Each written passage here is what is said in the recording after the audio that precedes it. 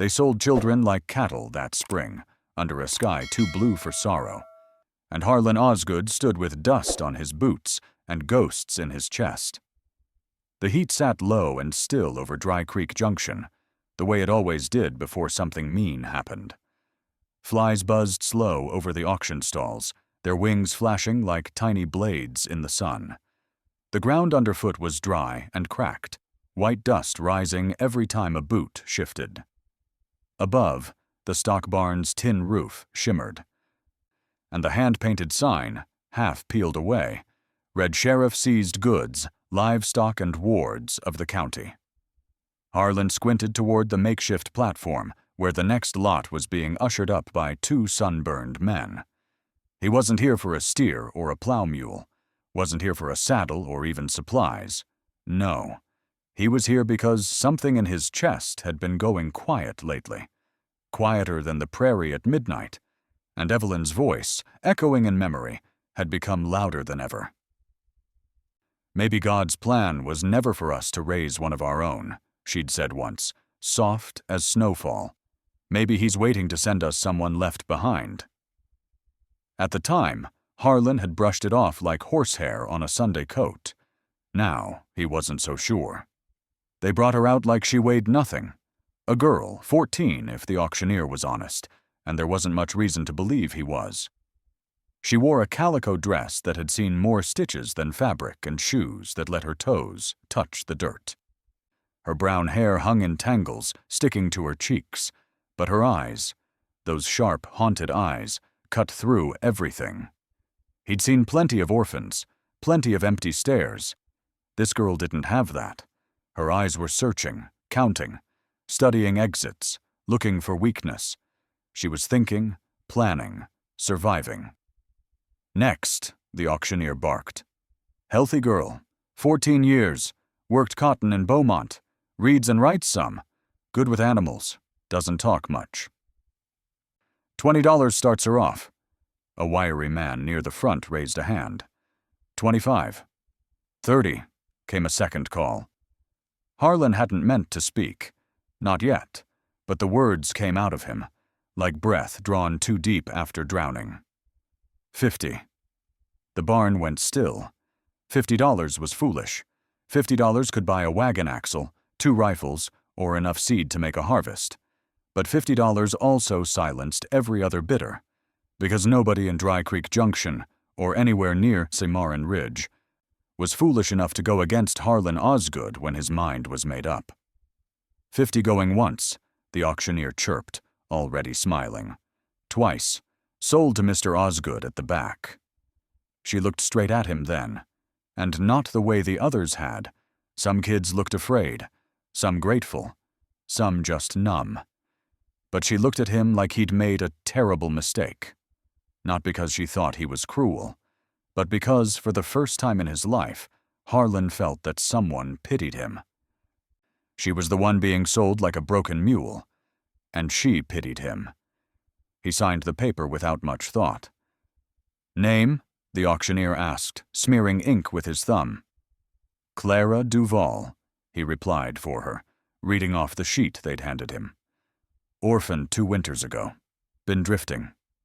He turned to her then, offered his hand like he might a wild colt. "Miss Duval," he said with the tip of his hat. "Name's Harlan Osgood. I've got a ranch north of the ridge. You'll be coming to work for us." She looked at his hand, then at him. Didn't shake, just said, low and firm, "What kind of work?" "General help around the house and land. My wife Evelyn, she'll explain the rest. And if I don't want to come..." That stopped him. Most of the children today hadn't even spoken, just stared, shuffled, or cried. But Clara stood with her chin level and her voice steady, like she'd weighed the odds already, and found them unworthy. He hesitated, then said slowly, "You got a choice, but the nights in Dry Creek get real cold once the wind shifts west. Streets are cruel to folks your size, and worse than weather is the men who don't care what name you used to carry." Clara glanced over her shoulder at the row of children still penned like lambs, then at the watching men whose mouths twisted around words unsaid. She nodded once. "I reckon I'll come then." They left town just before noon. The wagon was half-loaded with salt pork, flour, and a crate of oil lamps. She rode beside him in silence, the bench groaning beneath them as they climbed out of the lowlands. He tried once, maybe twice, to make small talk. Weather, road conditions, but she said little, just watched. The trail, the sun, the curve of his reins, not idle watching, studying. "You planning to run?" he asked after the third hour. She didn't answer right away. Then, "Depends." "On what?" "On whether you bought me to work, or for other reasons." He stopped the wagon. The wheels groaned. The horses stomped once. Uneasy. He turned toward her fully. "You need to hear this from me. I bought you for help on the ranch, cooking, gardening, tending animals. Nothing else. Any man who'd harm a child deserves to be strung from the windmill, and that includes me, if I ever did such a thing." Her face didn't change, but her hands relaxed. Barely. And that was all he needed to know she'd heard him. "All right then," she said, and looked back to the horizon. The ridge came into view near sundown. The McKinley Wind Tower off to the east glinted like a polished sword in the light. His ranch spread wide across the valley, framed by sloping hills and dying cotton fields. The main house stood proud, but plain. White clapboard, deep porch, 2 chimneys. Off to the left was the barn. Further back, the well and the bunkhouse. Clara leaned forward, squinting. "It's bigger than I thought." "Took me 20 years, he said, and couldn't help the pride in it. "Course none of it means much. My wife and I, Evelyn, we couldn't have children, so it'll all go to strangers once we're gone." Her face twitched at that, but she said nothing. As they pulled up to the house, the door opened, and Evelyn came out wiping her hands on a faded linen apron. She was still pretty, Harlan thought. 40 but soft-featured. Blonde gone to silver at the temples, strong arms but tired eyes. "You're late," she called. "Had business," he said. Then quieter. "This is Clara Duval. She'll be staying on." Evelyn came down the steps, taking in the girl's thinness, the ragged dress, the bruised pride. "Oh, child," she murmured. "You look like you haven't eaten in weeks." "Probably hasn't," Harlan said. "Thought she might use the room off the kitchen." "Nonsense," Evelyn interrupted. "She'll take the spare upstairs. Come, dear. Let's get you warm." He watched them go, Evelyn's hand on Clara's shoulder. He'd expected suspicion, distance, maybe even fear. But his wife moved with a kind of urgency, as if some long-frozen piece of her had started to melt. In the kitchen, the fire roared. Fresh biscuits were warming under a cloth. Clara sat on the edge of a chair, stiff as a fence post, while Evelyn bustled around her. "That's your name, Clara?" Evelyn asked, slicing cheese with practiced ease. "Pretty name. I had a sister named Clara. Died in childbirth." The girl gave a small nod. "Thank you for the food." "Eat," Evelyn urged. "There's plenty." And she did. Slowly at first, then with a hunger that spoke more of habit than desperation. It was as if she didn't want to seem starved, just efficient. Upstairs, the spare bedroom smelled of lavender and dust. The quilt had sunflowers stitched along the hem. The mirror above the dresser was cracked down one side, but clean. "I'll bring you a better dress tomorrow," Evelyn said. "Some of my old ones might fit." Clara nodded. "Thank you. I'm not used to such kindness." Evelyn's face crumpled. "Every child deserves it, dear. Now let's get you that bath." Later, after the steam had cleared and the house fell quiet, Harlan stood outside with a tin cup of coffee. The wind had shifted. Cool now. Carried the promise of frost. He looked up at the second window, saw the flicker of lamplight. knew she was still awake. He wondered what she'd brought with her besides a name and those ragged clothes. Secrets, certainly. Maybe danger. Maybe worse. But as he turned toward the barn and the horses, he felt something strange settle in his chest. Not fear. Hope. And then, behind the curtain of that second-story window, Clara unstitched the hem of her dress. From within it, she drew out a folded scrap, creased, water-stained, faint with ink. A piece of a ledger page. She ran a finger over one name. Another. Her lips moved, soundless. She had not run from Galveston empty-handed. She had not come to this ranch to be saved. "You can call me Clara Duval," she whispered to no one. "But I ain't done with who I was. Not yet." Clara counted more than cattle and corn. She counted how many steps it took to reach each door, where every rifle hung, and which floorboards groaned under weight. The wind had shifted again, this time from the north. It carried with it the scent of iron and damp grass, and the warning that winter had begun its slow crawl south. Mornings came wrapped in frost, and the light in the sky held a blue sheen like old bruises. Cimarron Ridge Ranch had always been a place of wide skies and quiet distances, but now those distances felt like they were watching. Clara had been there a month, long enough to understand the rhythm of things, long enough to stop flinching when Evelyn called her name from the porch. Long enough to fold herself into the routines, feeding the chickens before sunrise, bringing in the linens before the afternoon wind turned them stiff, sorting the root cellar by touch in the dark. But she didn't sleep deep, she didn't speak much, and she didn't forget.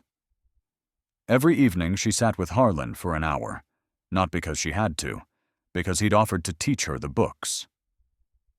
"You ever done figures?" he'd asked the third morning after her arrival. "Some," she replied, too casual. He'd handed her a faded sheet of ranch records and watched her eyes move.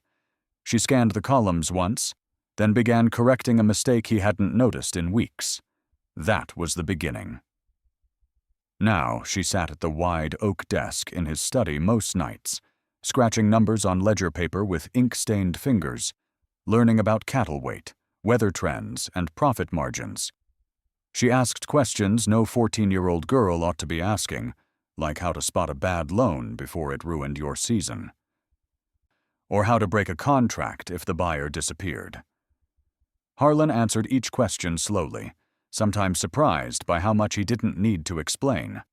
It was Evelyn who fussed more, who brushed Clara's hair with long strokes in the morning light, and smoothed her old dresses until the stitches frayed. She brought tea to the study and lingered at the door. She asked how Clara slept, what her favorite breakfast was, whether she preferred lavender or rose-scented soap. Clara always answered politely, but never intimately. Evelyn tried not to let it hurt, but it did. Every night she lit the lantern in Clara's room first. Every morning she paused outside the girl's door, just to hear the breathing inside. "She's like a bird," Evelyn said once, drying her hands on the old towel with yellow daisies. "You move too fast, she'll fly. But she's beautiful, Harlan. She's something." "She's watching everything," he said. "Even us." Clara did more than watch. She mapped. She memorized. She knew which floorboard creaked just outside Evelyn's bedroom. She knew the pattern of each ranch hand's stride. She could tell when a door was opened for wind or for retreat. She listened, too, not just with her ears, but with the part of herself that had grown sharp in Galveston, where listening wrong could get you beat or taken. One morning, a week after her lessons began, she was out in the garden with a basket slung over one arm, pulling carrots from the cold earth. The barn loomed across the yard, quiet and empty. The air smelled like cold iron and turned earth. She knelt, pulled a thick-rooted carrot free, and paused. Something caught her eye. Just a flash, barely there. A glint of light far off, from the hills beyond the fence line, like sunlight bouncing off glass. She blinked. Looked again. Nothing. That night she didn't mention it, but she started walking the outer fences during her free time, eyes scanning the horizon. She checked the paths near the creek, found a boot print that didn't match any of the ranch hands' soles. She covered it with dirt and walked back. Calm. At supper, Evelyn placed a bowl of venison stew before her. "More meat today," she said cheerfully. "Silas took down a buck near the ridge." Clara looked up. "You ever get strangers through here?" "Sometimes," Harlan said. "Traders. Drifters." "Why?" "Just wondering," she said, and looked down. Later, in the study, she brought the subject around again. "You ever lose cattle to rustlers?" "Not in years," Harlan said, checking the ink in his pen. "Why?" "Just thinking. Big place like this. Could be easy to sneak in." He looked at her then, not hard, but sharp. "Clara, if you're worried about something, you can say so." She met his eyes, then looked away. "I'm not worried," she lied. That same night, she lay in bed awake, the old dress, her first dress, hidden beneath the mattress, her fingers brushing the oilskin sewn page folded inside. She still hadn't told them, not the whole of it. They'd earned more than silence, maybe, but she hadn't yet earned safety. The next morning, Evelyn met her at the bottom of the stairs with a surprise. "I wrote to Miss Talbot in town," she said, smiling too hard. "She's sending up a bundle of dresses. Said her niece outgrew them last year. I thought you'd like something that fits better." Clara froze. "I'm grateful," she said. "But I'm fine as I am." "Oh, but it's no trouble," Evelyn pressed. "Girls your age need nice things." "I don't need them." "You deserve them." Clara's voice grew tight. "People don't give things for free. Not in my world." Evelyn's smile faded, pain flickering behind her eyes. "Well," she said softly, "maybe your world's changing." That afternoon, Clara didn't come in when called. Evelyn found her in the barn, head pressed to the neck of one of the horses, not crying, but very close. Evelyn didn't say anything, just stood in the doorway, holding a slice of cornbread in a napkin until Clara came back inside. The days turned colder. The creek froze at the edges. The wind started to smell like snow. Clara kept working, kept learning. She began rising early to study before chores. Harlan noticed her interest had shifted, no longer just curiosity, but intent. She wasn't learning to pass time. She was building something. One night near the fire, he asked her directly, "You ever think about what you'd do if you had your own place someday?" She didn't look up from her ledger. "Sure. I'd keep the books myself. I'd hire help that doesn't steal. I'd make sure every dollar's stretched." He smiled. "You'd do well, I think." She said nothing. A few nights later, Evelyn made a comment over dinner. Something small, something hopeful. "I was thinking," she said, setting down her fork, "about Christmas. Maybe I could teach you how to make cinnamon bread." It was always something I hoped I'd do, with a daughter. The air thickened. Harlan shifted in his seat. Clara stood slowly. "Excuse me," she said. She walked out the door into the chill. Evelyn stared down at her plate. "Too much." "She's not ready," Harlan said gently. "But she heard you." In the barn, Clara climbed to the loft and sat cross-legged, her arms wrapped tight. She didn't cry, but she thought about Evelyn's hands, brushing her hair. About the way Harlan left the lamp on late when she studied. About the warm quilts. The porch swing creaking like a heartbeat. She thought about staying, and she thought about running. She was still there when the moon rose high, casting silver light across the snow-dusted hills. She looked toward the ridge and saw it again. A flicker, a flash, a glint of something unnatural. It vanished in a blink. The next morning, Clara didn't wait. After chores, she walked the ridge path alone, her boots crunching over frozen brush. She scanned the soil near the creek. This time she found more than a boot print. A crushed tobacco tin, the kind sold in Galveston. She picked it up, sniffed it, her gut twisted. She walked back slowly, breath like smoke in the air. The silence of the land felt heavier. That evening she brought her ledger to the study, but didn't open it. Harlan looked up, sensing something wrong. "Can I ask you something?" she said. "Course. Evelyn wants to adopt me, doesn't she?" He didn't speak for a moment. Then, "Why do you say that?" "Little things. The way she talks about the future. The way she brushes my hair. The dresses. She calls me dear now." He folded his hands. "She's grown fond of you. So have I." "She's a kind woman," Clara said. "But you should know something before she makes that decision." Harlan nodded. "All right." Clara stood, walked to the hearth. The fire cracked low behind her. "My parents did die of fever. That part's true. But I wasn't just living rough afterward. I worked for a man named Virgil Tate in Galveston." That name hit like a hammer. "I was too young for the worst of it," she said. "But I ran messages, carried money, watched people. He trusted me. I was invisible. Fast. What happened? I found something I wasn't supposed to. A ledger. Names, payments, judges, sheriffs, bankers. I took a page of it. Insurance. And he's looking for you." "I think so. I've seen movement on the ridge. Found things. Boot prints. A tobacco tin. Someone's been watching." She finally turned to face him. "I didn't want to tell you. I thought you'd send me away." Harlan stood slowly. "I wouldn't send you anywhere, Clara. What you did to survive doesn't shame me." She nodded, tight-lipped. "But we'll prepare," he added. "Tonight." As the fire burned low and Evelyn brought out the tea, Harlan told her everything. Her face paled, but her voice didn't shake.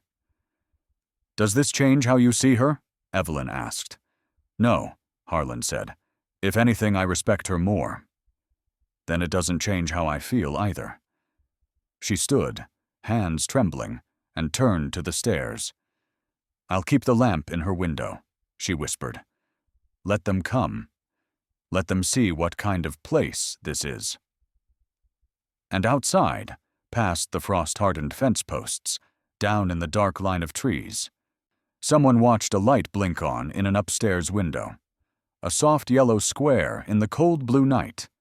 She opened it under starlight, saw the page with Tate's name beside a judge's, and whispered, "If they come here, it won't be by accident."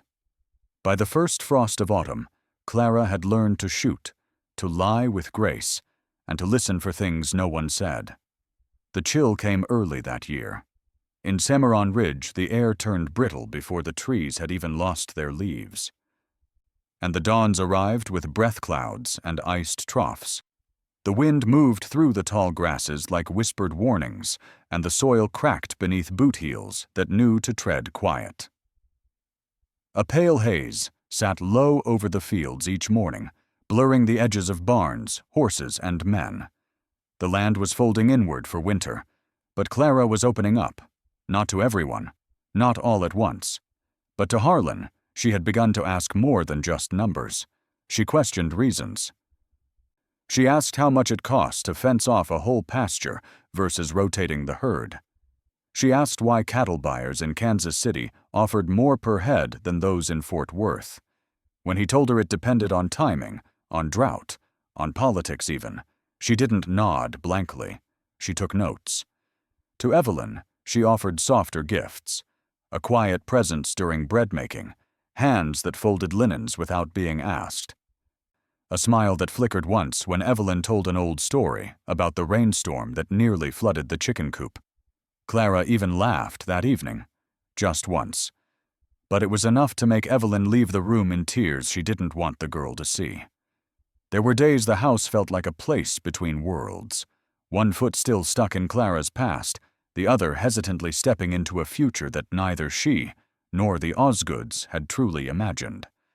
But something else crept in with the frost. The unease had never left, and now it returned stronger, louder in the silence. Clara began waking before the rooster, going to the window just to watch the tree line. There were no more glints on the ridge, but sometimes she thought she heard something. A horse's breath, the clink of tack, once even the sound of spitting tobacco. She said nothing, not yet. It was Silas Boone who confirmed her fears. He was the sort of man who looked like he'd been carved from mesquite and taught manners by rattlesnakes, but he respected the land, like it was kin. One morning, after walking the northern fence line, he knocked mud off his boots and caught Harlan near the stables. "Someone's been riding through the creek bed," he said. "Prints don't match any of ours. Boot heel too wide. Horse lighter than we keep." "How long?" "2 nights ago. Maybe again last night." Could have been watching. Harlan's jaw worked slow. He nodded once and walked off without another word. That evening, he sat on the porch with Clara. They watched the sky turn orange behind the barn, Evelyn's cornbread scent drifting out the window like peace itself. "You still got that page?" he asked.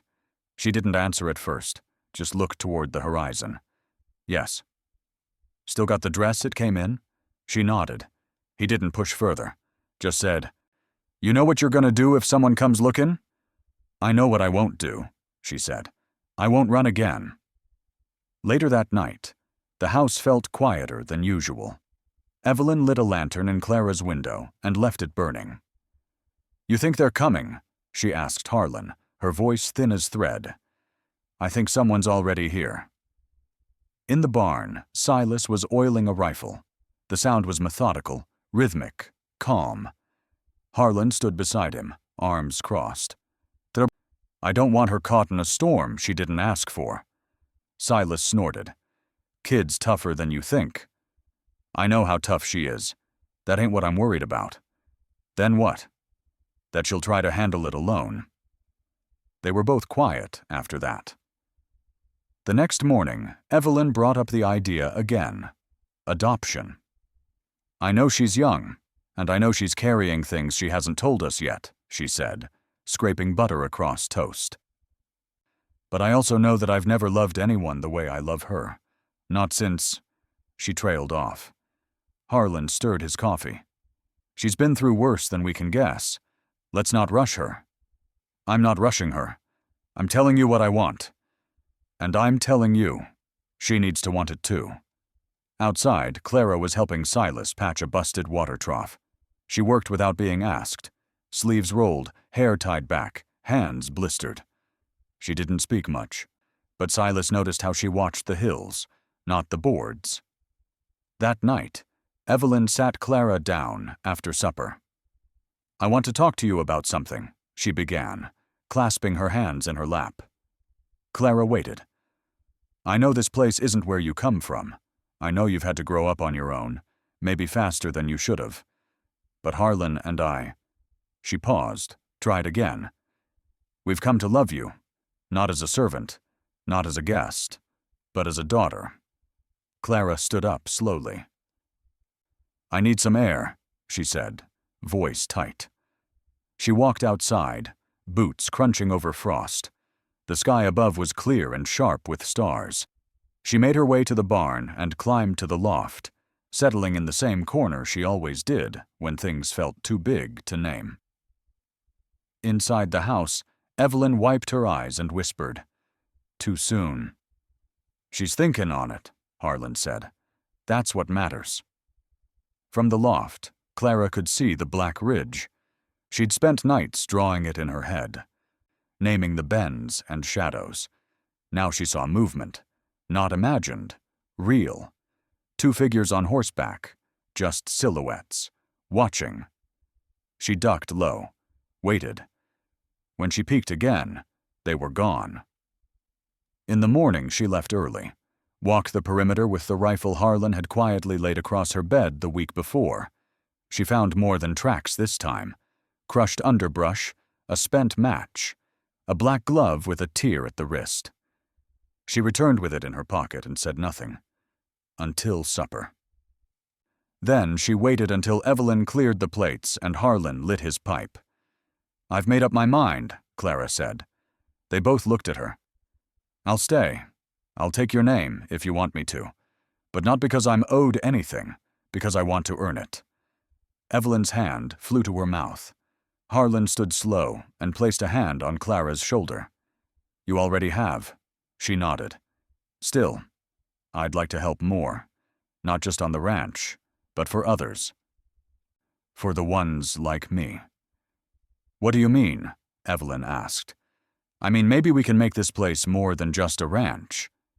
They looked at her, startled, but she didn't explain further. Not yet. There was something else they needed to know. "Someone's watching again," she said. "I saw them. I think more than one. The same as before." "Could be scouts," Silas said when Harlan told him. "Could be worse." "Either way," Harlan replied. "We post watches starting tonight." That evening, Harlan gathered the hands in the barn, laid out a plan, rotations, lantern signals, rifle positions. No panic, just preparation. As the wind picked up and the cold deepened, Evelyn sat at her sewing table, mending one of Clara's old dresses. She paused when she touched the inner hem and felt the thick, uneven stitching. She opened it carefully and found the oilskin-wrapped scrap inside. She didn't read it, just folded it back and stitched it closed. Later, Harlan joined her. "She's ours now," Evelyn said, "no matter what comes." And then, just before the hour of dawn, Clara woke not to dreams, but to hoofbeats, 6 of them, hard and fast, bearing down like thunder across the brittle land. The morning came slow and silver, but death rode faster, kicking up dust and shouting lies before the sun had touched the barn roof. The ranch was still under the blue veil of pre-dawn silence when Clara opened her eyes. The sound that woke her, hoofbeats, unbroken and fast, carried weight, urgency, the kind that didn't belong to a ranch hand or an early rider from town. Her breath stilled. The walls of her small bedroom, usually familiar and safe, felt suddenly thin. She swung her legs over the bed and pressed her feet into her boots without tying them. She moved quickly but quietly, grabbing the shotgun Harlan had given her just days ago and stepping into the hallway. The floor creaked. 2 lamps still burned downstairs. She didn't knock. She pounded. "Mr. Osgood," she called, firm but quiet enough not to startle. "Riders. 6, maybe more. Coming fast." Within seconds, Harlan opened the door, already dressed, rifle in hand. Evelyn appeared behind him in her robe, pale-faced, but steady. "Where?" he asked. "From the ridge. Coming around the north side." "Silas," Harlan called down the hall toward the bunkhouse door. "Up and moving." By the time the first shot cracked in the distance, the ranch had awakened. The sky to the east held just the faintest smear of pale light. The ground crunched underfoot with frost. The dogs barked once and then went silent. Evelyn threw on her coat and boots without being told. She didn't ask if she should help. She already knew. She went to wake the ranch hands still sleeping, shouting orders with the same clarity she used when calling in strays during storms. Harlan opened the weapons cabinet in the study. Clara stood beside him, braced and calm. "There's a second shotgun in the pantry," he said. "Back door duty. You good?" "Yes, sir." "Stay behind the counter. Don't try to be a hero. If you need to shoot, shoot. I won't miss." They split. Clara moved into the kitchen, checked the breech, and loaded both barrels. She settled behind the pantry wall, kneeling low, heart steady. From the front windows, Harlan scanned the approaching riders. They spread out across the property like dark smudges on clean parchment. Clara counted 6, then 7. One of them she recognized, Wade Cutter. Even in the dim light, she could see his grin. It hadn't changed. He rode with loose arms and a crooked posture, as if the ranch was still his, and he was simply returning. The others behind him. She knew 2 of them from Galveston. She ducked back behind the wall. The shout came clear and cruel. "Osgood," Wade's voice tore through the stillness. "Send out the girl, and nobody gets hurt." Harlan's voice followed, low and sharp through the parlor window. "You're trespassing, Cutter. Best keep riding. This ain't about you, old man. She took something that don't belong to her." Clara's grip tightened on the shotgun. Her mind raced. She'd known this day might come. She'd prepared for it in her thoughts, in her habits, in the way she mapped every window and hiding place. But planning and living were different beasts. Another voice rose from behind the barn, then the sound of a rifle cracking. One of the hands had taken the first shot. The standoff turned. Gunfire echoed in the hollow stillness of dawn. The horses screamed.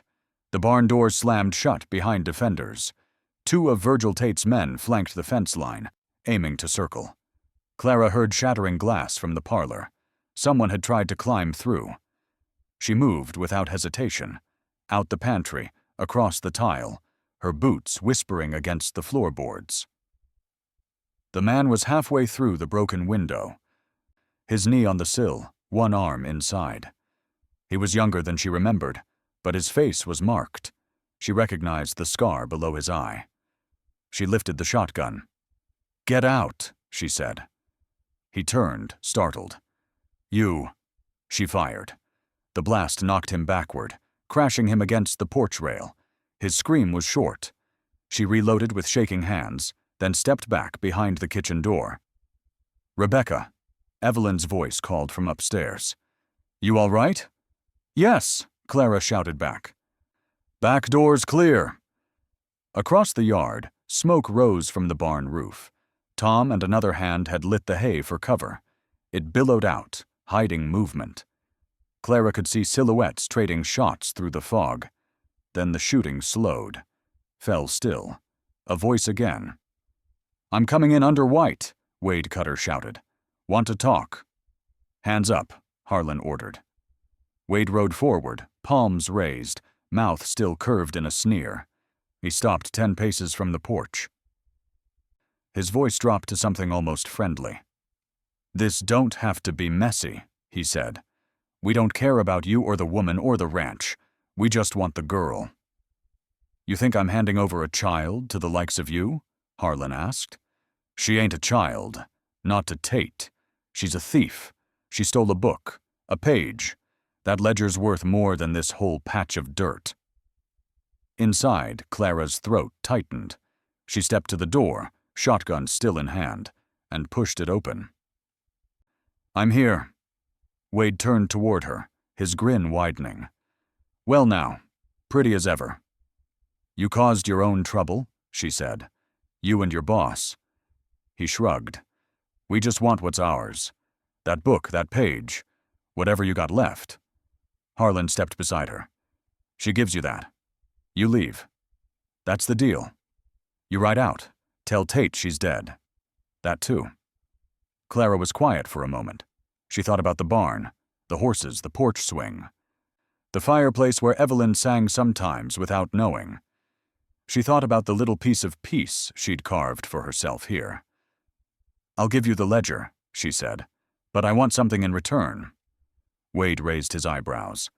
"Bargaining now. If I give it to you, you leave and never come back. You tell Tate I'm gone, that I died in the fight, that you found a body, that you brought proof. And what's your proof?" Clara looked down at the dress she'd kept hidden all this time. She walked inside and returned with it in her arms. Then she pulled a knife from Harlan's belt. She cut her palm clean across the middle. Blood welled quick and hot. Wade flinched, but she didn't. She rubbed the wound across the inside lining of the dress, smeared the cloth, tore a piece free. "You'll bring him this. You're serious. Dead serious."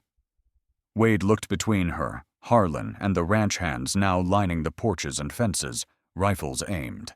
He made the calculation. She saw it happen in his eyes. "Fine," he said. The book and the cloth. We ride. You disappear. She nodded. Inside, she fetched the ledger. Torn, water-stained, but legible. Names Tate wouldn't want anyone reading twice. She handed it over with the cloth. Wade took both, looked down at the blood. You're smart, he said. Could have had an easy life back in the city. Clara stared at him, eyes cold. I've got a life here. He looked like he wanted to say more. Then he turned. His men regrouped. One limped, another clutched his side. But they rode. No more shots were fired. No more words were spoken. And as the frost melted into the warm breath of mid-morning, Clara sat down on the porch steps and watched the smoke from the barn roof drift into nothing.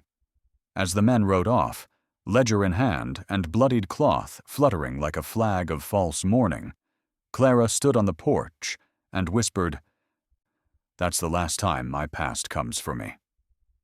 They planted carrots the morning after the attack, because survival wasn't just defense, it was growth. The frost was still crisp on the ground when Evelyn stepped out with her basket of seeds, breath ghosting in the sharp air.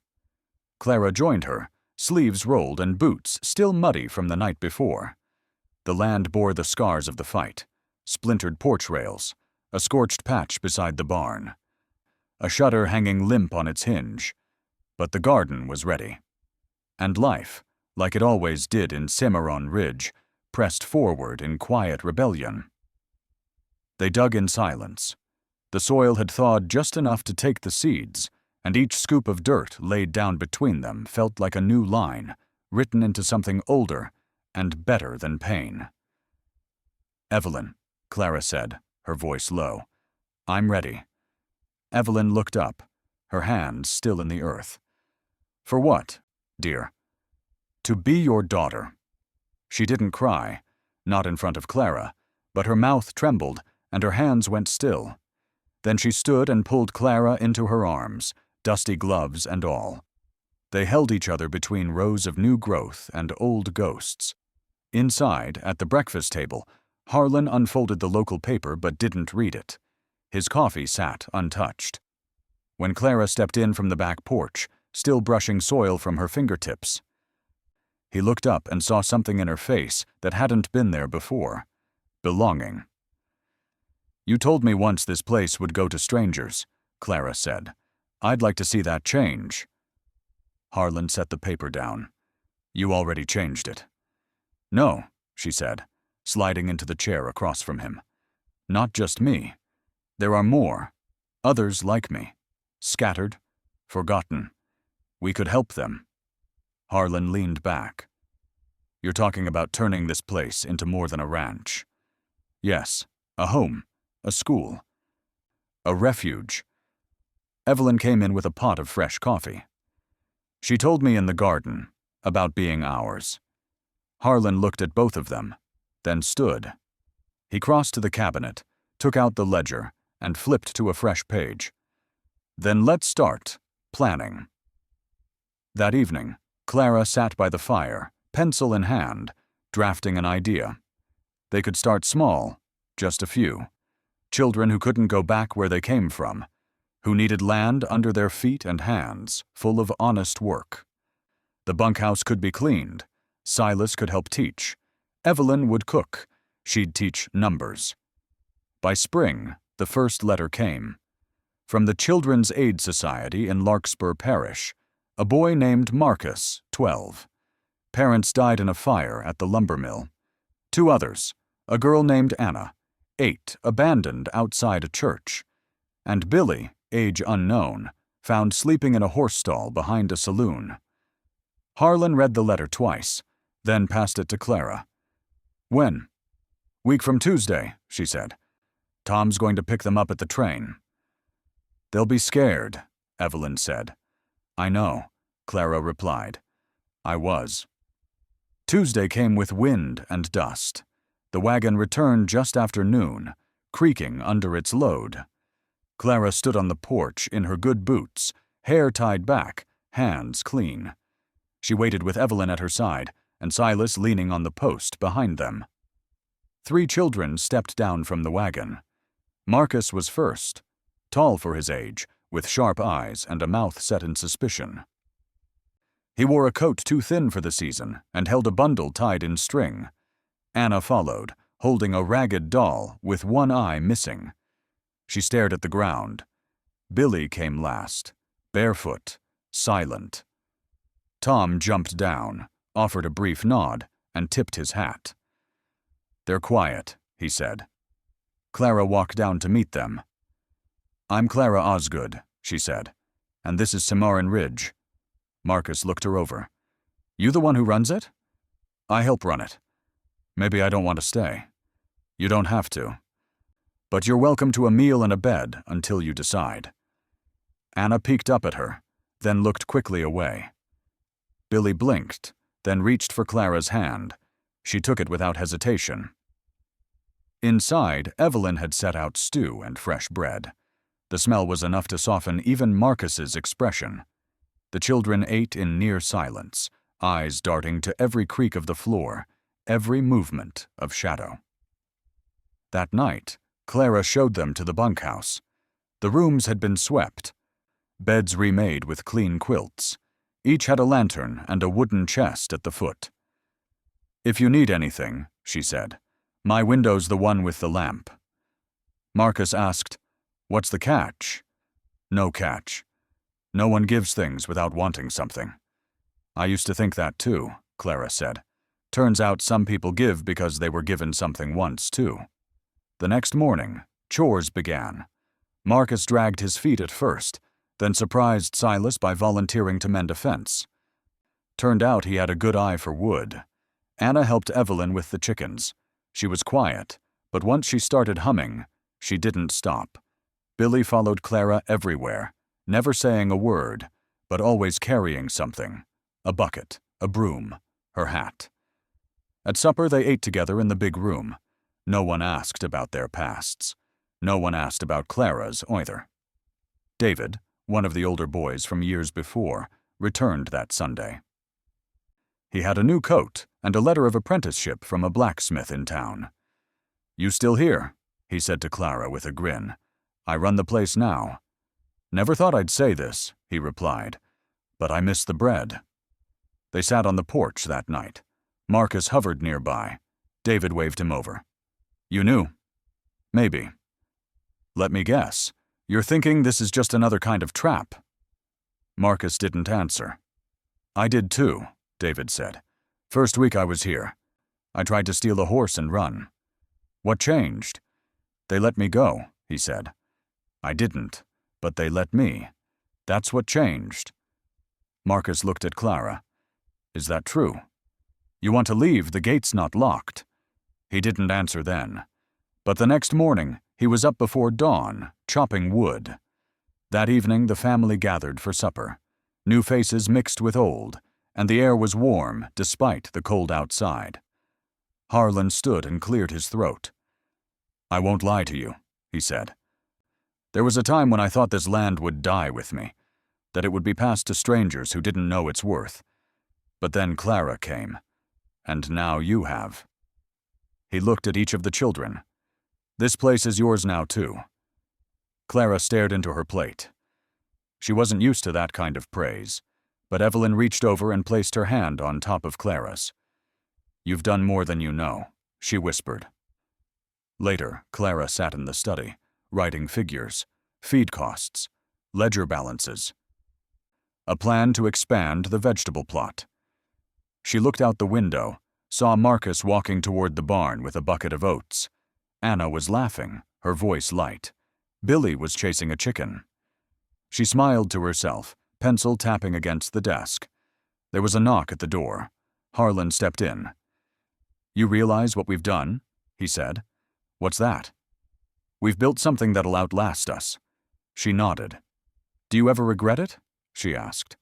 "Not for a second. But I have to ask you something." "Go on."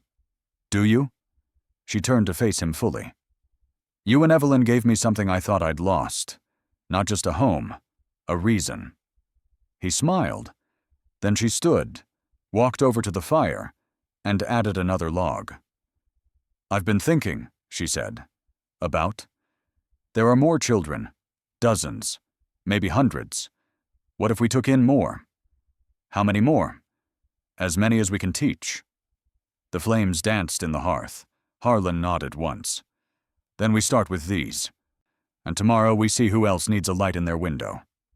As snow began to fall, Marcus curled up by the hearth and asked in a whisper, "Do you think people like us can grow roots?"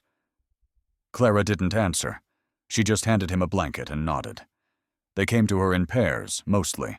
Some with sunburnt hands, others in Sunday shirts and wool skirts. Some with letters in their pockets, others with nothing but the name Clara Osgood carved into memory by someone they trusted. They didn't knock. They arrived the way wind finds valleys, quiet, persistent, inevitable. It was the spring of 1904, and Cimarron Ridge had changed. The original barn had long since been rebuilt into a schoolhouse with wide windows and polished pine floors. Where the hayloft once hung, there now stood shelves of worn books and chalk slates. Chickens still clucked behind the coop fence, and laundry lines waved white flags between cottonwood trees. A bell hung from the porch post, a clear ringing thing used not for warning, but for welcoming. Clara stood on the porch, 30 years old that year, holding a ledger of names. Not debts, not sins, just names of children who'd become something more than what the world once labeled them. She wore a blue dress, simple, well-made, with a row of brass buttons that Evelyn had sewn in her final summer. Her wedding ring was silver and engraved with the date she and Elijah Boone had married beneath the cottonwoods. He was behind her now, reading letters at the kitchen table, their infant daughter asleep in a cradle carved by Silas years before. The wind carried the faint scent of lilac and saddle oil. Clara looked toward the road as the next wagon rolled in. A young woman stepped down first, straight-backed, hair-pinned neat, leading a boy no older than 6. The woman clutched a folded piece of paper, just like Clara had once done, and looked up at the porch with the kind of cautious hope that never fully dies in certain people. "You must be Mrs. Osgood," she said. "I am. They told me. You'd know what to do with boys who've seen too much." Clara stepped forward, knelt to the boy's level. "What's your name?" "Henry," he said without looking up. She smiled. "Well, Henry, you hungry?" He gave the smallest nod. Elijah appeared at the doorway, wiping his hands. "Supper's on. Chicken and cornbread." The woman blinked fast, trying not to cry. That night, after the dishes were stacked and the porch light turned low, Clara sat at the edge of her bed, with the window cracked open to the sounds of children sleeping and wind touching the cottonwoods. She thought of Evelyn, her voice, the soft worn scent of her aprons, the way she used to hum while shelling peas. She thought of Harlan, who'd passed 3 winters ago, hands still wrapped in the same cracked leather gloves he'd worn since her first year at Cimarron Ridge. She thought of their hands on hers the day the papers were signed, making her a daughter not by blood, but by bond. And then she thought of that first day, back in the spring of 1887, when she stepped off that cart, still aching from what came before, with nothing in her pockets but fear and stubbornness. She'd been 14, bought like cargo, sheltered like kin, taught like someone worth remembering. Now, at 30, she carried that legacy in her spine. Morning brought sunlight sharp enough to draw clean shadows. The children filed into the schoolhouse 2 by 2. Clara taught numbers before breakfast, letters after lunch. Elijah tended the horses and repaired boots by the barn. The older boys helped in the field. The girls took turns in the kitchen. Marcus, now 18 and newly employed as a telegraph apprentice in Larkspur Parish, returned that weekend with a parcel and a letter from the mayor. "You're getting a civic medal," he said with a grin, "for service to the common orphan." Clara laughed, took the parcel, and shook her head. "Ain't medals that matter." "Still," he said, "you've earned one." That evening, she opened the box. Inside sat a round silver token, heavy as truth, etched with her name and a cottonwood tree. She placed it beside Evelyn's butter dish on the mantel. The next morning, as the schoolroom settled and Elijah hammered new nails into a chicken gate, Clara found herself alone in the ledger room. It still smelled like pine and ink. The old ledger, the one from Galveston, the one that had nearly destroyed her, was sealed in a box under the floorboards, but the new one sat open on the desk. She turned the pages, each line inked with a name and a date. Anna Mae Cartwright, arrived 8 years old, left at 16 to study nursing. Billy No Shoes, arrived unknown age, stayed 15 years, now a blacksmith in Dry Cedar Bluff. Ruthie Reynolds arrived after the harvest of 1901, now teaching in Abilene. Page after page, line after line, proof that memory, when tended, blooms into legacy. Just as she closed the book, there was a knock. Not at the door, but at her memory. It came in the form of a letter. Elijah brought it in. Brow furrowed. "New Orleans postmark," he said. "But the handwriting, it's old." Clara took it, heart skipping. Inside, 3 lines. "He's dead. Tate. Last winter. Consumption. No heirs. No one left to come looking. You're free." There was no name signed, but she knew the handwriting. It was Wade Cutter's. Aging, softened, but unmistakable. She stood still a long while after reading it. The letter trembled in her hand, not from fear, but release. She stepped out into the sun, raised her face to the sky, and let the wind carry away the ache that had once tied her bones together. Elijah joined her on the porch, arm slipping around her waist. "You all right?" She nodded slowly. "I think I've been free a long time. I just didn't know how to say it."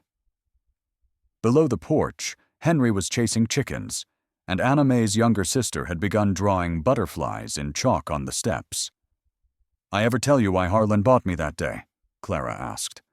Elijah tilted his head. "I figured you never really knew." "I didn't. Not then. But Evelyn told me later. Said he saw my shoes, hole in the right one, patched with leather cut from a Bible cover. Said a girl willing to walk through mud and judgment with scripture on her feet deserved a chance." Elijah laughed gently. He was right. Clara smiled, leaned into him, and watched the cottonwood branches move. Evening fell slow and warm. Inside, supper was loud with laughter and forks clinking against tin plates. Someone spilled milk. Someone else sang. Someone asked for more jam. Clara looked out over the table, faces of every color, every shape, every past, and she felt it again, the quiet weight of what she'd built. Not a sanctuary, not a school, not even a ranch, a promise kept. As the lanterns flickered and the stars stretched overhead, Henry climbed into her lap and asked, "How come everybody here got lost first?" Clara didn't answer right away. She stroked his hair, breathed deep the smell of cornbread and clean flannel, and said, "Sometimes getting lost is just the first part of being found." And somewhere beyond the hills, beyond the dark, the past stayed where it belonged.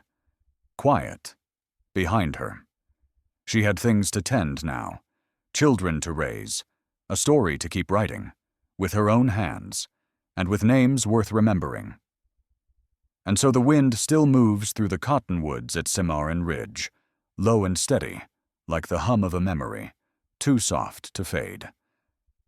And if you sit quiet enough by the old fence where the school bell once rang, you might just hear the echoes of children's laughter braided with hoofbeats, the distant clink of tin cups, the worn leather creak of a saddle as someone rides out and someone else rides home.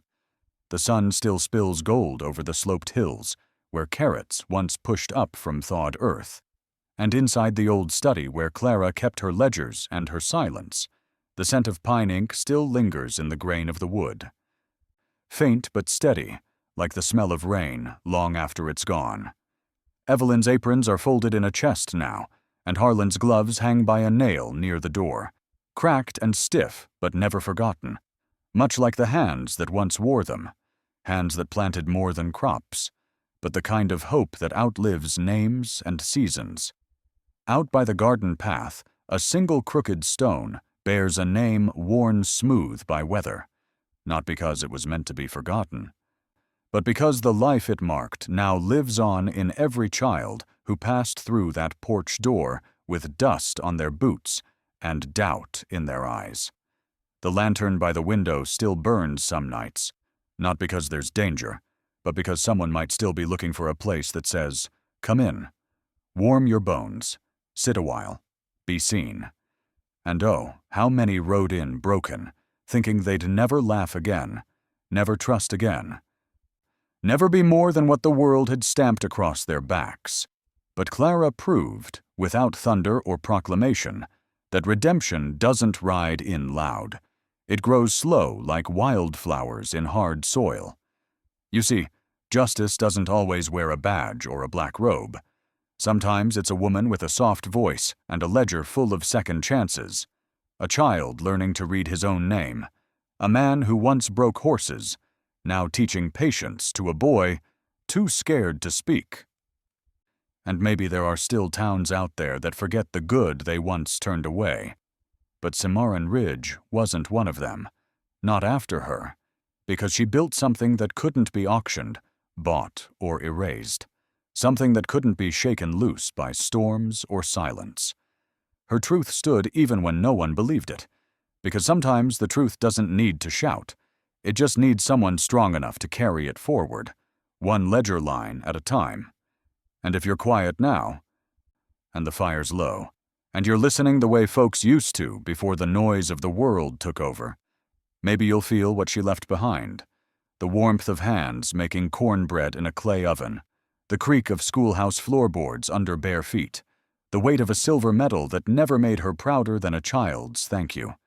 Maybe, just maybe, you still believe that honor can be buried, but not erased, that a forgotten woman can become the cornerstone of a new kind of family, that justice delayed is still justice when it finds its place. So if that kind of story still moves something inside you, if the wind in the cottonwood sounds like something you once hoped for, leave a sign, gentle as a whisper, maybe a heart or a name, maybe just a pause in your day to feel it. And if you'd like to hear more stories like this one, stories wrapped in dusk and dust and dignity, stories that light up like an oil lamp in the dark of doubt, then go on and follow our channel, because there's always another tale coming round the bend, and it just might be the one you needed to hear next. As for the rest, well, her philosophy remains. Sometimes getting lost is just the first part of being found, and sometimes the quiet ones save the most.